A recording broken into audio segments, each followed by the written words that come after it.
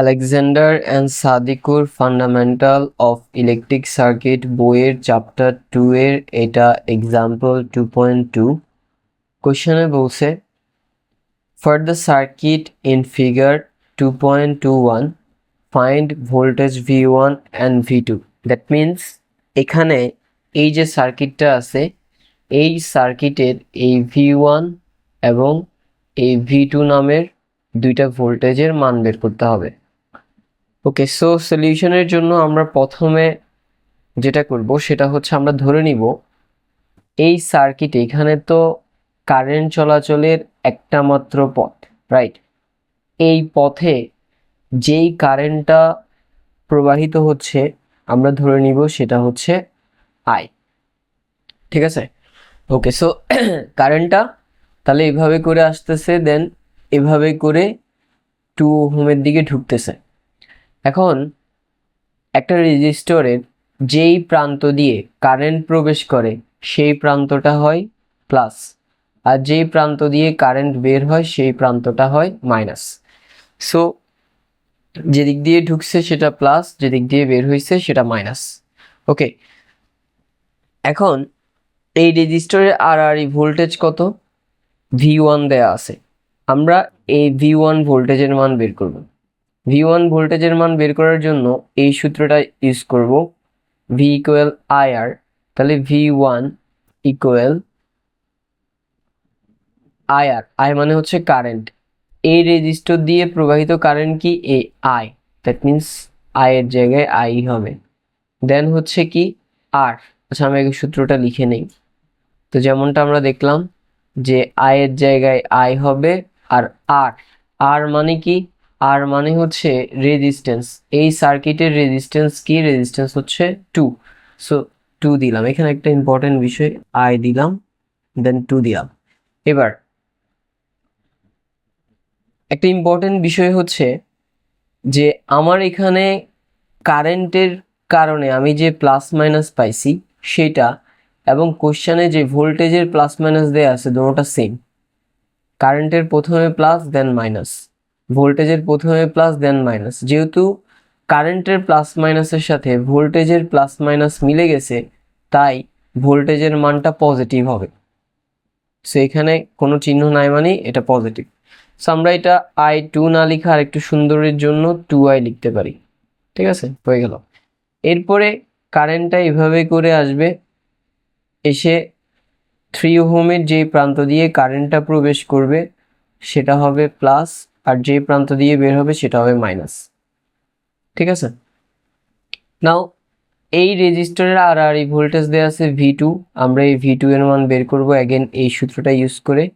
তাহলে V2 equal হবে, সূত্র হচ্ছে IR।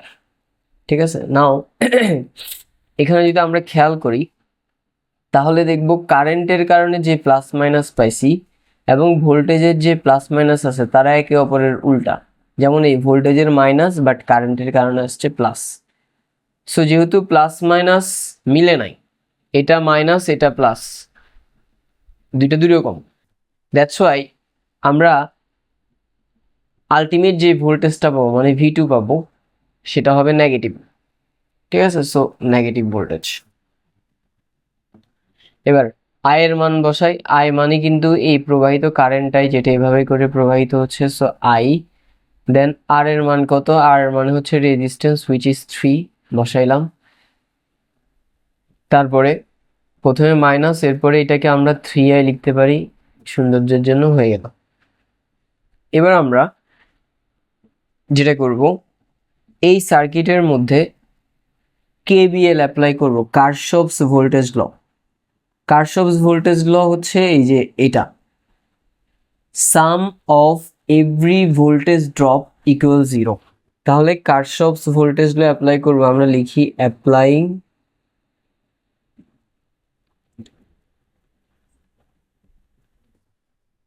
KVL, Kirchhoff's voltage law. ঠিক আছে, সো কারশফস ভোল্টেজ ল কি? Sum of every voltage drop equal 0। Sum of every voltage drop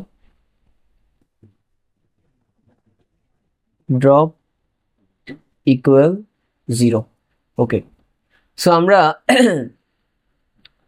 KBL অ্যাপ্লাইয়ের জন্য আমাকে যেটা করতে হবে, একটা লুপ ধরে নিতে হবে।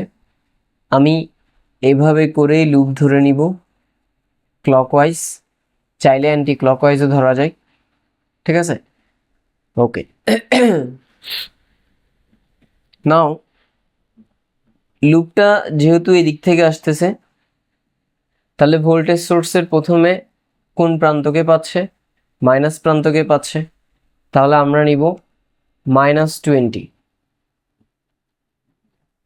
এরপরে এভাবে করে আসবে লুপ, এসে কাকে পাবে? 2 ওহমকে পাবে। 2 ওহমের ভোল্টেজ কত? V1। এখন যেহেতু এভাবে করে আসছে, V1 এর কোন প্রান্তকে আগে পাচ্ছে? প্লাস প্রান্তকে আগে পাচ্ছে, তাই আমরা নিব +V1, ঠিক আছে। তারপরে লুপ এভাবে করে আসবে, এভাবে করে এসে 3 ওহমকে পাবে, ঠিক আছে। 3 ওহমের ভোল্টেজ কত? V2। এখন লুপ এসে প্রথমে V2 এর কোন প্রান্তকে পাচ্ছে? মাইনাস প্রান্তকে পাচ্ছে, সো আমরা নিব -V2, -V2।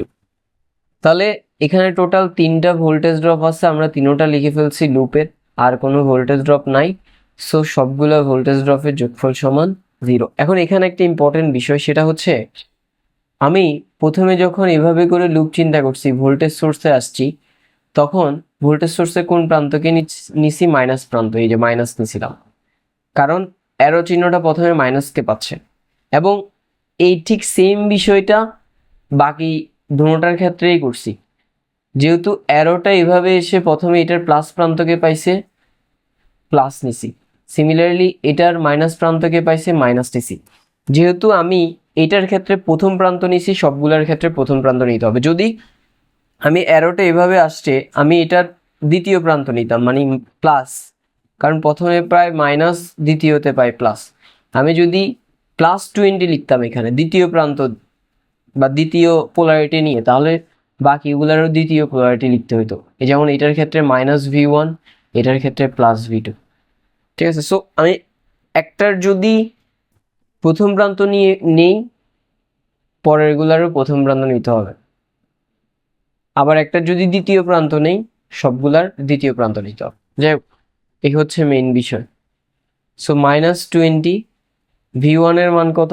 V1 এর মান হচ্ছে এই যে 2i, V2 এর মান কত? -3i।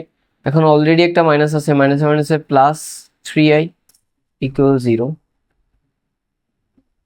-20, 2i + 3i + 5i = 0। নাও এই 20টা ওই পাশে গেলে সেটা প্লাস হয়ে যাবে। আমরা এখান দিয়ে একটা পার্টিশন দিই, নিচে আর না যায়। ওকে, সো এরপরে 5কে ওই পাশে পাঠালে সেটা 20-র নিচে ভাগে যাবে, 20কে 5 দিয়ে ভাগ করলে 4, যেহেতু এটা কারেন্ট বের করছি অ্যাম্পিয়ার, ঠিক আছে। ওকে, আই বের হয়ে গেছে। এবার আমরা ইজিলি V1 অ্যান্ড V2 বের করে ফেলতে পারবো। সো V1 ইকুয়াল হচ্ছে কত? 2i। এখানে আমরা একটু এটাকে ঠিক করে নেই, ব্যাস মুছে দিলাম, হয়ে গেল। সো V1 ইকুয়াল হচ্ছে 2i। সো 2 দিলাম, i এর মান কত? 4, কারণ এই যে 4 পাইছি, 4 দুগুণা 8 ভোল্ট। দেন এবার V2 বের করব। V2 এর মান কত? -3i। সো মাইনাস দিলাম, 3 দিলাম, i এর মান 4, সো 4 দিলাম, তাহলে 3 × 12 মাইনাস কত হবে? 12 ভোল্ট, ঠিক আছে। তাহলে আমাকে কোশ্চেনে V1 অ্যান্ড V2 বের করতে বলছিল, আমি এই যে V1 অ্যান্ড V2 বের করে ফেলছি। So that's all for today. See you in the next class.